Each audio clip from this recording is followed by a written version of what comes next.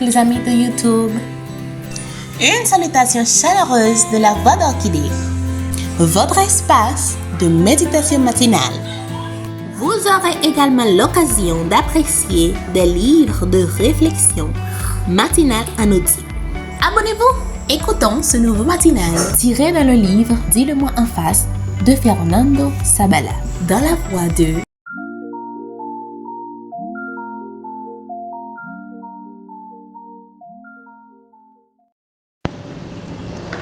Notre méditation du jour a pour titre Une dure épreuve.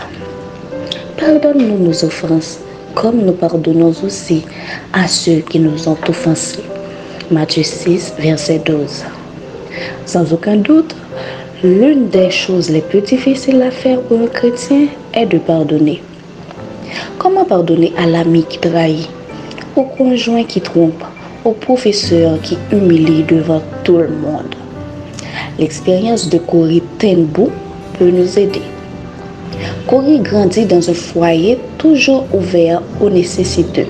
C'est pourquoi, lorsque les nazis envahirent la Hollande, son pays natal en 1940, de nombreux persécutés politiques trouvèrent refuge chez elle. Les ten Boom accomplirent cette œuvre humanitaire au péril de leur vie plusieurs années durant, jusqu'à ce qu'ils soient dénoncés par un espion à la Gestapo, la police secrète nazie.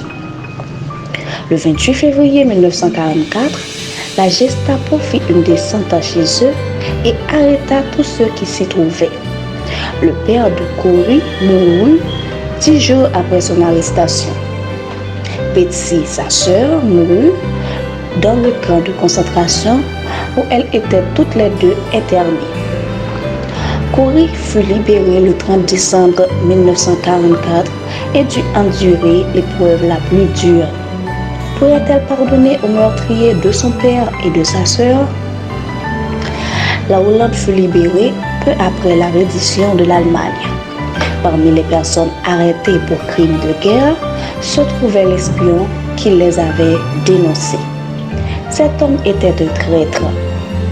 Pour lui, tendre un piège, il avait dit à Corrie avoir besoin d'aide pour libérer sa femme. Il avait cru son histoire et lui avait donné de l'argent.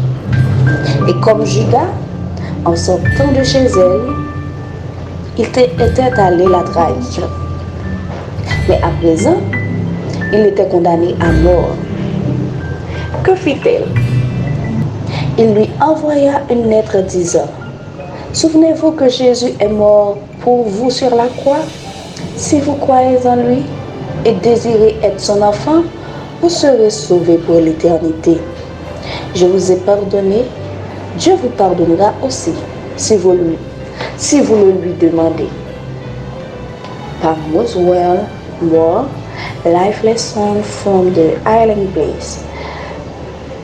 Leçon de vie de la clandestinité, page 116. Y a-t-il une personne à qui tu ne peux pardonner? Aujourd'hui, c'est le bon moment pour te retirer cette épine du cœur. Mon Dieu, aide-moi à pardonner à ceux qui m'ont fait du mal, comme tu m'as pardonné.